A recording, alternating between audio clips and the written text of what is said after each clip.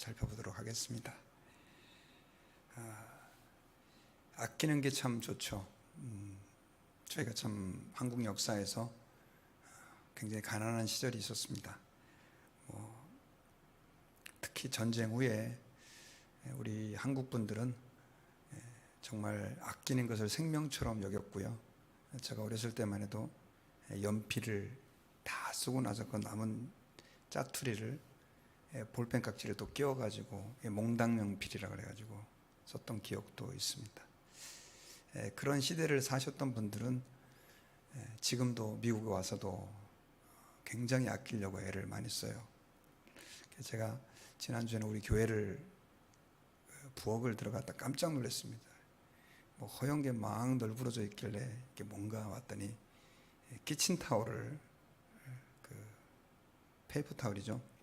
그걸 가지고 아마 지난주에 주일에 막 쓰셨는지 그걸 빨아가지고 도마에다 쫙 늘어놨더라고요. 그래서 제가 사진까지 찍어놨습니다. 아껴 쓰는 게 굉장히 좋죠. 그리고 특별히 요즘 젊은 세대하고 좀 다르게 우리 어르신 세대는 굉장히 많이 아끼려고 애를 쓰고 있습니다. 사실 예수님도 떡 5개하고 물고기 2마리로 5,000명을 먹이시고 12광주리를 남았을 때 거기서 그런 말씀을 하세요. 하나도 버리는 것이 없게 다 걷어들여라, 남은 거를. 그랬을 때 12광주리가 남았습니다. 그런데 꼭 아끼는 것만이 미덕이 아닐 때도 있습니다. 때로는 낭비를 해야 되죠. 그 바로 주님을 위해서입니다. 저희 교회에서도 그런 성도를 보는데 자기를 위해 쓰는 거는 그렇게 아끼고 정말 자기를 위해서는 싼 거, 그 다음 또 허름한 거 이런 거 하는데 교회를 위해서는 또 성도를 위해서 쓸 때는 정말 과감하게 내놓고 헌신하는 분들이 너무 많이 계십니다. 저는 그걸 이렇게 부르고 싶어요. 거룩하게 낭비하는 분들이다. 세상 사람들의 입장에서 보면 저렇게 아끼는 사람이 왜 저렇게 저런 일에 돈을 낭비할까 하지만 우리는 낭비라는 단어가 별로 좋지는 않지만 하나님을 위해서 제가 어저께인가요? 투자라는 표현이 좀 이상하지만 투자가 이렇게 좋은 의미로만 우리에게 인식되어 있지 않아서 마땅한 단어가 없어서 어떤 거룩한 낭비, 하나님을 위한 투자, 좀 표현이 이상하지만 그렇게 말할 수 있죠. 우리는 그렇게 아끼면서도요, 사실 세상 사람들도요, 이 낭비할 때는 어마어마하게 낭비를 합니다. 자기 자녀들에게 그렇게 낭비를 하고 또 사랑하는 연인에게 그렇게 낭비를 하죠. 저희 지금 애들이 남자친구가 있는데 보니까 저희 애들이 어떻게 그 남자친구에게 낭비하는지는 잘 모르겠지만 그 남자친구들이 딸들한테 제가 생각할 때 엄청난 낭비를 합니다. 막 엄청 비싼 거 막 선물로 사주고요. 그리고 막 먼데 있는데 어스틴에 있는데 샌안토니오에 있는데 수시로 막 달려오고 기름값만 해도 얼마입니까? 그 학생들이 돈도 없는데 그렇게 할 수 있는 이유는 뭐냐면 사랑하기 때문에 그렇죠. 사랑한다라고 할 때 거기에는 낭비라는 단어가 적합하지 않고 어울리지 않습니다. 엄청나게 시간이 없는 바쁜 공부하는 학생들도 연인들을 만날 때는 쓸데없이 앉아갖고 영화관에서 2-3시간 있으면서도 시간이 아깝다 이런 생각을 전혀 하지 않습니다. 그러니까 그 기준이 사랑하느냐 사랑하지 않느냐. 그래서 제가 저희 딸들한테 그런 얘기를 했죠. 남자가 너를 사랑한다는 증거는 시간과 돈을 아끼지 않는 거다. 너를 사랑한다고 말은 하면서도 시간과 돈을 아끼면 그건 진짜가 아니니까 잘 봐야 된다. 이런 얘기를 제가 했었습니다. 예수님을 사랑한다라고 하는 것도 마찬가지입니다.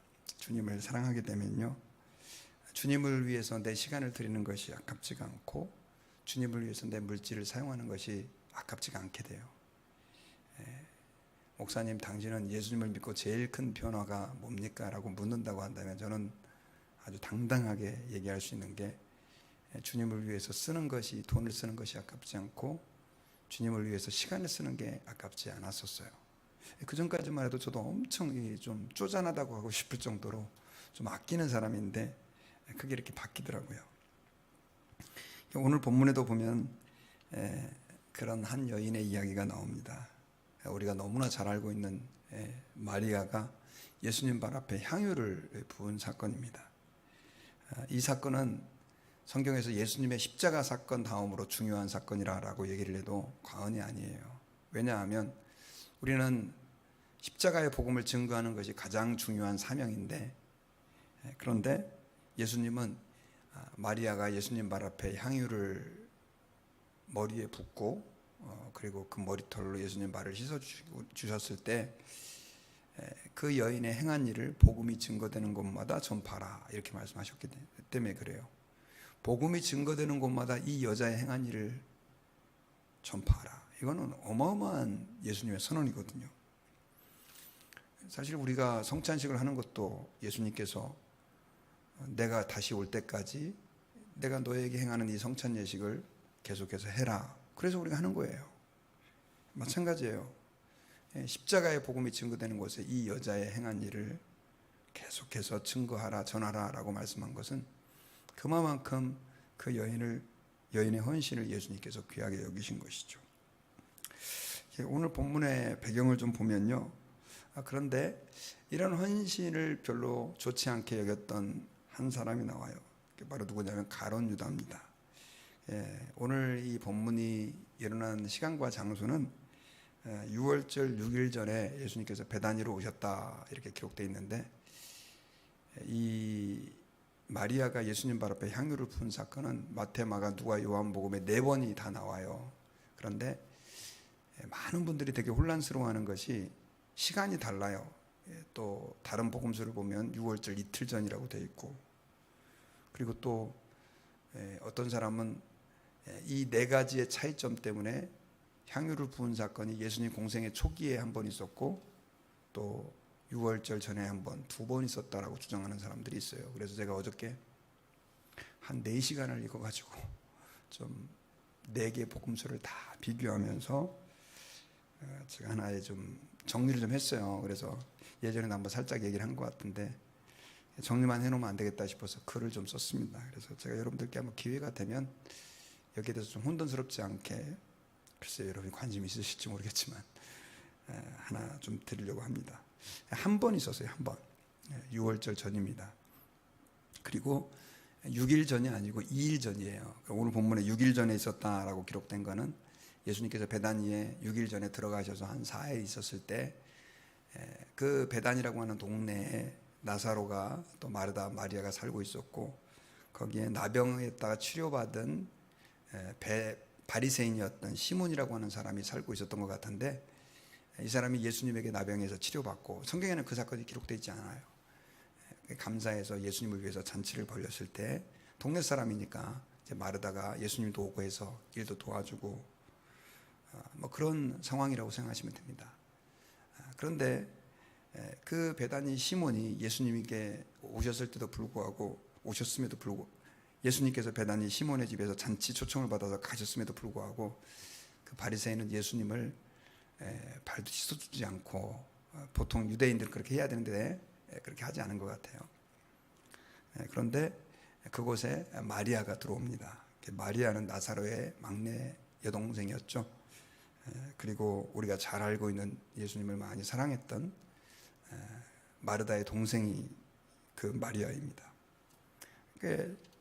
본문에 보니까 지극히 비싼 향유 순전한 나두 한 근을 예수님 발 앞에 붓습니다. 그 나두는 인도산이어가지고요, 유다가 이 300데나리온짜리 나두를 팔아서 가난한 사람들에게 돕지 않았나, 도와야 되지라고 말하는 걸 보면 그 당시 300데나리온이면 한 데나리온은 노동자의 하루 품삯이니까 300데나리온이면 300일 품삯입니다. 거의 1년 연봉이에요. 요즘은 이제 물가가 올라가서 일하는 그 인부들 불러서 하루 일하려고 그러면 최소한 일당 150불은 줘야 되잖아요. 그렇게 계산을 하니까 1년에 연봉이 45,000불. 그러니까 그렇게 했을 때 300일을 일하면, 그러니까 그 나드 한 근 옥합이 45,000불짜리입니다. 45,000불짜리 향유를 예수님 발 앞에 깨뜨린 겁니다. 예수님을 위해서 깨뜨린 거죠. 그러니 옆에 있었던 제자들은 다 입이 벌어질 수밖에 없었습니다. 그리고 오늘 본문에 보면 예수님 발에 부었다 이렇게 표현하고 있는데, 또 다른 복음서를 다 참조해 보면 예수님 머리에 부어서 그게 흘러서 발까지 내려가죠. 그런데 이 마리아가 그 흐른 향유를 자기 머리털로 닦습니다. 굉장히 우리 문화에서 보면 독특한 상황인데, 이 마르다는 그 예수님을 향해서 자기의 사실 이 여성들의 머리는 자신의 인격을 상징하는 거거든요. 그런데 그 비싼 향유를 부었을 뿐만 아니라 최고의 낮은 자세로 그 머리털을 가지고 발을 닦아주셨으니 이거 뭐 보통 일이 아니죠. 그랬을 때 유다는 이걸 팔아가지고 300데나리온이나 되는데, 가난한 사람들에게 좀 줬으면 훨씬 이제 영어로 말하면 effective하고 효과적인 일이다. 그게 하나님 기뻐하는 일 아니냐, 이런 식으로 얘기를 했어요. 그런데 요한복음의 저자인 요한은 그렇게 말하는 것은 가난한 자를 생각한 게 아니라, 이 사람이 도둑인데 재정을 담당하고 있었는데 자꾸만 그 돈을 훔쳐가기 위해서 그렇게 한 것이다, 지금 이런 얘기를 했어요. 그랬을 때 예수님께서는 7절에 보면 가만두어라, 나의 장래할 날을 위하여 그것을 간직하게 하라. 그런데 이거는 좀 번역이 매끄럽지가 않아요. 그러니까 이렇게 번역하는 게 더 자연스럽습니다. 그 여자는 내가 장래할 날을 위해서 그것을 간직했다. 보통 이 향유 옥합은요, 그렇게 비싼 거는 여자들이 부모님으로부터 유산으로 받아서 혹은 정말 어렵게 모아서 결혼식 하는 날, 일생일대의 가장 소중한 날, 그 향유 옥합을 바르고 신혼 첫날 밤을 남편하고 보낼 때 이렇게 사용을 한다고 해요, 결혼식 때. 그런데 그걸 갖다가 마리아는 예수님 발 앞에 깨트린 거죠. 그리고 깨트렸다라고 하는 게, 이게 향수가 너무 비싼 게 이렇게 유리병에 있어서 완전 밀봉돼 있어서 목을 부러뜨리는 거거든요. 그러니까 또 짜서 또 쓰고 그렇게 할 수 있는 게 아니에요. 그냥 한번 부러뜨리고 다 쓰고 끝나는 거예요. 이제 그 이후에 유대인들의 큰 무리가 이제 나사로도 보기 위해서 예수님을 찾아오고, 그걸로 인해 가지고 대제사장들이 이제 나사로 때문에 예수님 믿는 사람 많아지니까 죽이려고 했던 사건이 오늘 본문에 기록되어 있는데, 우리가 이 말씀을 좀 묵상하면서 아까 제가 서두에 얘기했던 것처럼 도대체 우리가 주님을 섬기는 것이 어떤 것인가, 주님을 섬긴다라고 하는 의미는 무엇인가에 대해서 조금 이 새벽에 다시 한번 좀 생각을 해봤으면 좋겠습니다.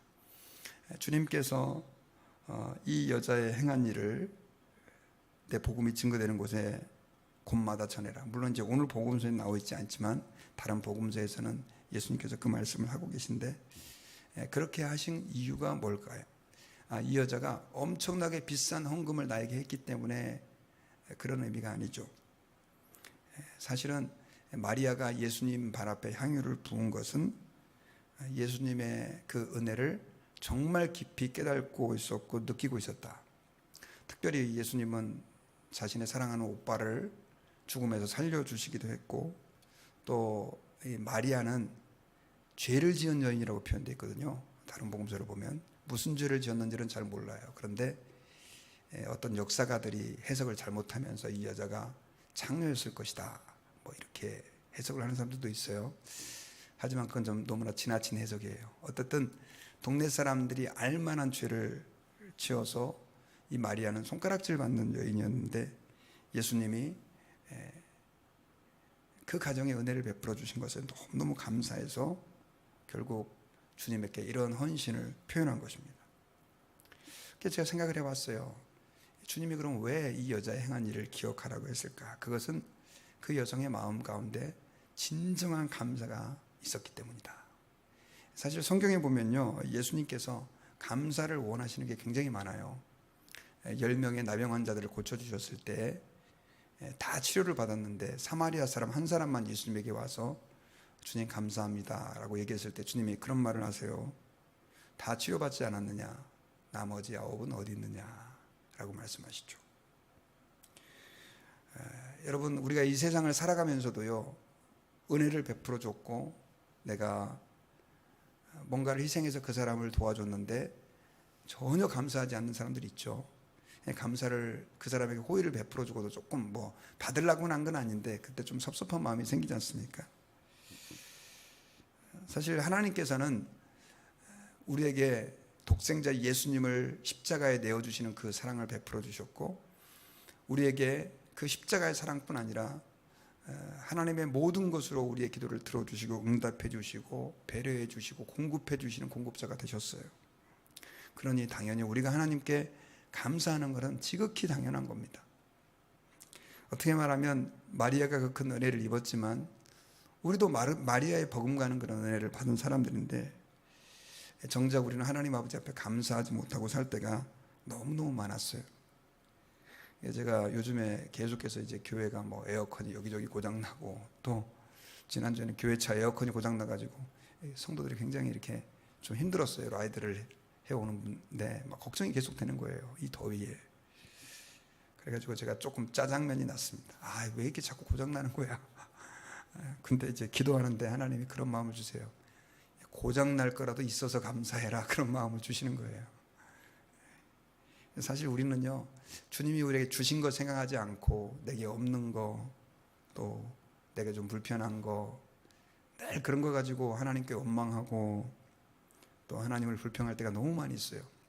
이스라엘 백성들이 하나님의 그 큰 은혜로 이집트에서 그 바로의 앞에서 시달리다가 구원받아 가지고 그렇게 가나안 땅을 향해 가게 됐는데, 며칠이 되지 않아 가지고 뭐 물이 없다, 또 뭐 덥다, 고기를 못 먹었다, 뭐 온갖 불평들을 다 하지 않습니까? 근데 그런 그들의 모습이 또한 우리의 모습이기도 한 것 같아요. 사실 감사의 반대말은 저는 원망이라고 생각하거든요. 원망, 하나님을 향한 원망. 그런데 이스라엘 백성들이 하나님 앞에 버림받은 광야에서 그렇게 책망받고 심판받은 중요한 이유가 뭐냐면 원망이에요. 우리가 이 시간에 오늘 한번 돌아볼 때 주님에게 대한 사랑은 감사로 표현된다고 한다면 그 반대는 늘 원망과 불평으로 나타나는데, 나는 정말 하나님 앞에 감사하면서 살고 있는지 한번 좀 돌아봤으면 좋겠습니다. 예배할 때마다, 하나님 앞에 나올 때마다 그 감사와 감격이 내게 있는지 한번 진지하게 한번 돌아보시고, 행여나 내가 나도 모르는 사이에 이것 때문에 불평하고 저것 때문에 원망하고 하나님 앞에서 감사가 내 입속에서 사라져 있지는 않은지, 하나님 아버지 앞에서 나는 정말로 주님을 뜨겁게 사랑하고 있는지 오늘 이 새벽에 한번 좀 돌아보셔서, 하나님, 주님이 주신 은혜가 너무 많은데 그걸 깨닫게 하셔서 저로 하여금 낭비라는 표현이 이상하지만 주님이 기뻐하시는, 주님을 사랑하고 또 주님께 감사하는 그런 헌신들을 할 수 있게 제게 은혜를 주십시오. 그렇게 기도하며 오늘 하루를 살았으면 좋겠습니다. 같이 기도하겠습니다. 하나님 고맙습니다.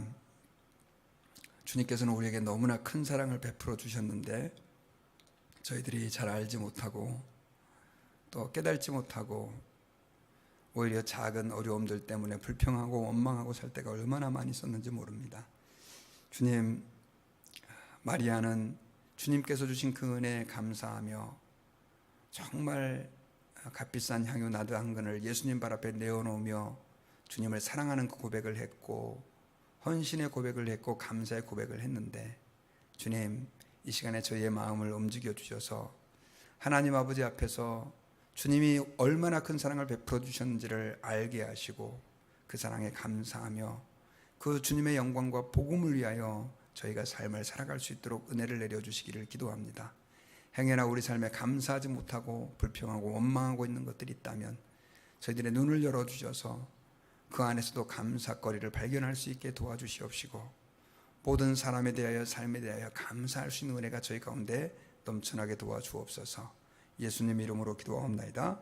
아멘.